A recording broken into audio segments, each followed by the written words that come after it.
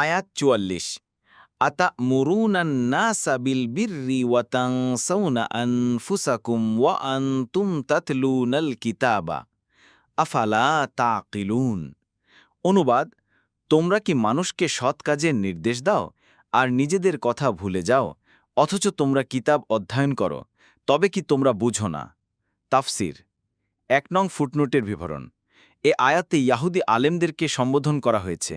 এতে তাদেরকে ভর্ৎসনা করা হচ্ছে যে তারা তো নিজেদের বন্ধু-বান্ধব ও আত্মীয়-স্বজনদেরকে মুহাম্মদ সাল্লাল্লাহু আলাইহি ওয়াসাল্লামের অনুসরণ করতে এবং ইসলামের উপর স্থির থাকতে নির্দেশ দেয়।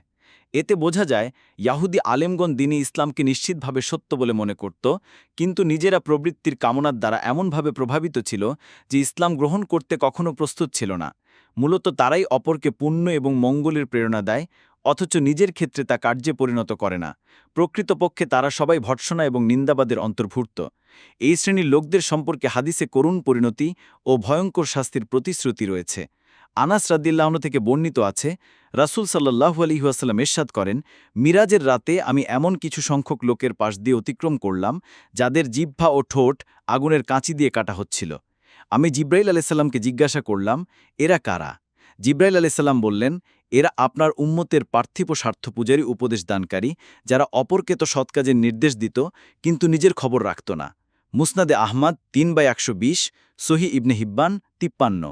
অন্য হাদিসে এসেছে, রাসূল সাল্লাল্লাহু আলাইহি ওয়াসাল্লাম ইরশাদ করেন, কিছু সংখ্যক জান্নাতবাসী অপর কিছু সংখ্যক জাহান্নামবাসীদেরকে অগ্নিদগ্ধ হতে দেখে জিজ্ঞেস করবেন যে তোমরা কিভাবে জাহান্নামে প্রবেশ করলে, অথচ আল্লাহর কসম, আমরা তো সেসব সৎকাজের দৌলতেই জান্নাত লাভ করেছিলাম যা তোমাদেরই কাছে শিখেছিলাম।